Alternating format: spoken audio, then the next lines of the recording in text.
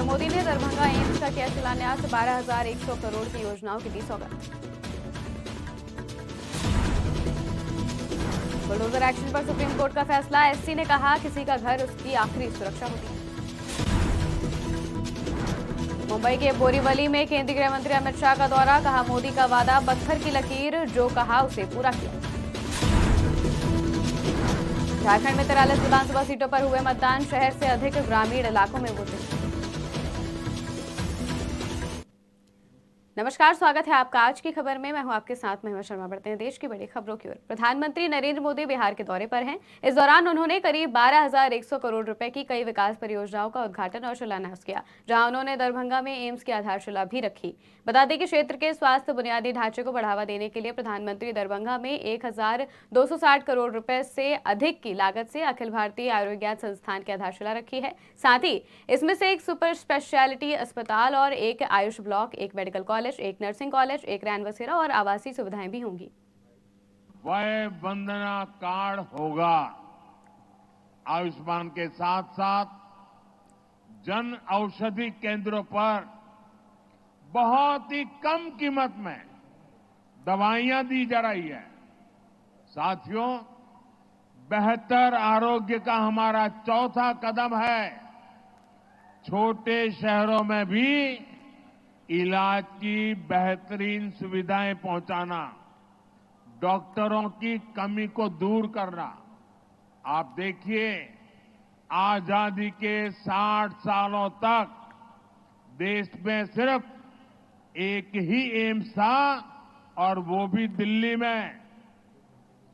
हर गंभीर बीमारी के लोग दिल्ली एम्स का रुख करते थे। कांग्रेस की सरकार के समय जो 4-5 एम्स और बनाने की घोषणा हुई, उनमें कभी ठीक से इलाज ही नहीं शुरू हो पाया। हमारी सरकार ने अस्पतालों की इन बीमारियों को भी दूर किया और देश के कोने कोने में नए एम्स भी बनाए।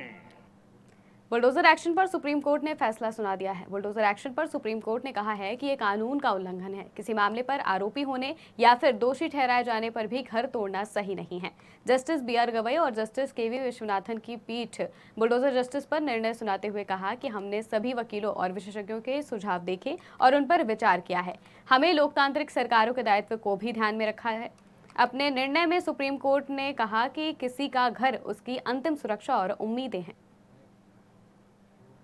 महाराष्ट्र में केंद्रीय गृह मंत्री अमित शाह ने बोरीवली में जनसभा को संबोधित किया। इस दौरान उन्होंने कहा कि 23 नवंबर को महाविकास अघाड़ी का सूपड़ा साफ होने वाला है। साथ ही एमवीए नेताओं पर तीखा प्रहार किया, तो वहीं कांग्रेस और अन्य विपक्षी दलों पर भी हमला बोला।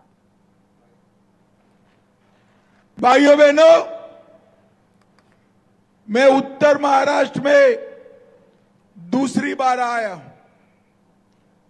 मैं कोंकण भी गया, विदर्भ की भी गया, मैं मुंबई भी गया, सब जगह घूम कर आया हूं। मराठावाड़ा भी जाकर आया। ये चुनाव का परिणाम क्या आने वाला है जानना है क्या? जरा जोर से बोलो, जानना है? देखो 40 गांव वालों, 23 तारीख को अघाड़ी का सुपड़ा साफ होने वाला है।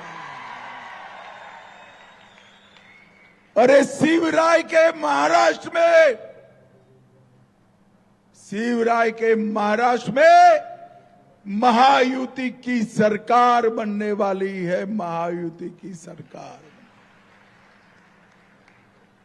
एक कांग्रेस पार्टी लोकसभा चुनाव के बाद राहुल बाबा बड़े उत्साह में आ गए। हरियाणा का चुनाव आया, हम जीत जाएंगे, हम जीत जाएंगे, हम जीत जाएंगे, और परिणाम आया तो टाई टाई फीस हो गया। हरियाणा में भाजपा सरकार बनी। झारखंड के अंदर आज मतदान होने वाला है, हो रहा है। झारखंड के अंदर भी भारतीय जनता पार्टी की सरकार बनेगी और महाराष्ट्र में महायुति की सरकार बनने वाली है। झारखंड के 43 विधानसभा क्षेत्रों में होने वाले पहले चरण के लिए 13 नवंबर को सुबह 7 बजे से ही शाम 5 बजे तक वोट डाले गए। हालांकि नक्सल प्रभावित कुछ क्षेत्रों में शाम 4 बजे तक ही वोट डाले गए। वहीं वोट डालने की प्रक्रिया शुरू होने से पहले ही कई बूथों पर मतदाताओं की लंबी कतार देखने को मिली। पहले चरण में 17 सीट सामान्य, 20 अनुसूचित जनजाति और 5 अनुसूचित जाति के लिए आरक्षित थे। इस चरण में 683 प्रत्याशी चुनाव मैदान में थे। साथ ही शाम 5 बजे तक 64.86% वोटिंग हुई।